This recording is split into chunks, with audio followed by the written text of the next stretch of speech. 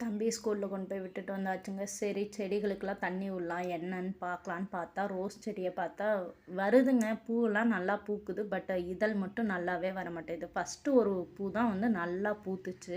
மீதியெல்லாம் வந்து மொட்டு நல்லா வைக்கிது. ஆனால் வந்து இதழ் மட்டும் வர மாட்டேங்குது. பூ மட்டும் பூக்கும்போது. அதே மாதிரி தாங்க மல்லிகைப்பூ செடியும் நல்லா அடுக்கு மல்லின்னு சொல்லுவாங்க இது.